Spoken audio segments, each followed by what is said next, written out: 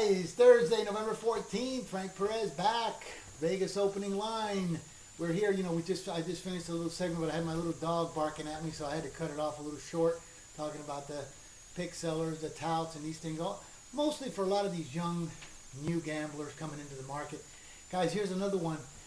See, being raised in Vegas here, 56 years, and not only raised in Vegas, is I came from a background gaming family. I mean, I didn't know my father was a gambler, and that these guys, because he was always very sweet, nice to us.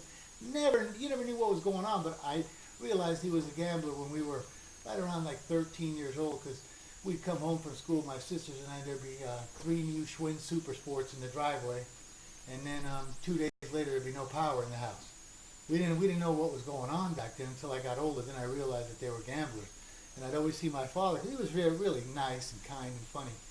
I remember when I was 8 years old, one time he's sitting there in front of the TV and he's got a little lottery ticket in his hand. He's all excited. He's got a lottery ticket. I go, Dad, what is it? Papa, what is that?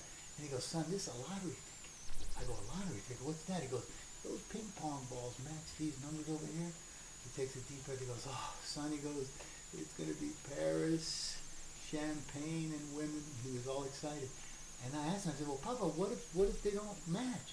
He goes, well, then, son, it's going to be North Las Vegas, beer, and your mother.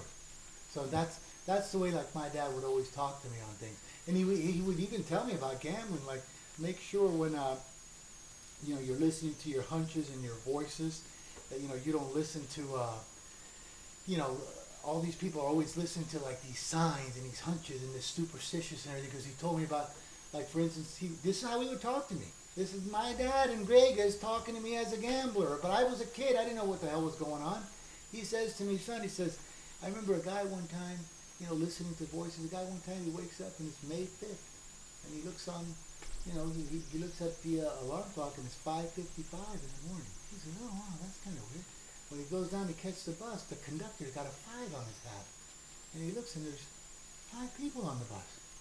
So what the hell is going on here? When he gets over to Sportsman Park, there it is, 5 minutes to post in the 5th race.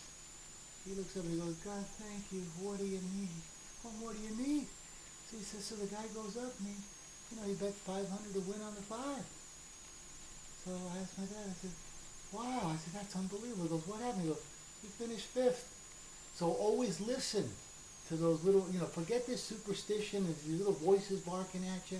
Guys, but now let me give you a little bit, because I want to tell some of the people, because I heard Vic talking, and I know back east these people are on FanDuel and all these new sports books coming up. They're not like Vegas.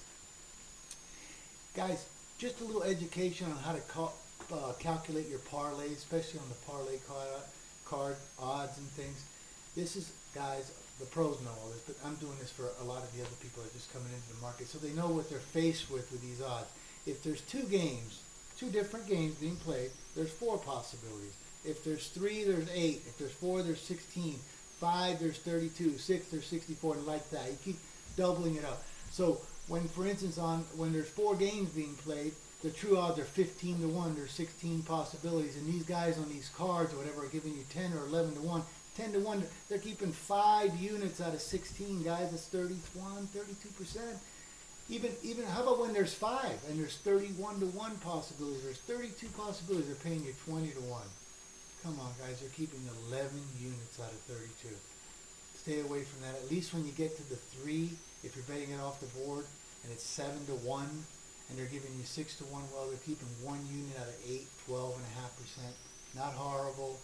Almost the same as parlaying it through, if you held your ticket and put it through 3 games. So make sure on your parlays that, you're not getting ripped off that badly. Probably stay under the 4s. Just giving the young gamblers this, just so that they learn how to think and how to process and how to use their money. Remember the correlations. You don't want to take big favorites and under. You want to take big favorites and over, big dogs and under.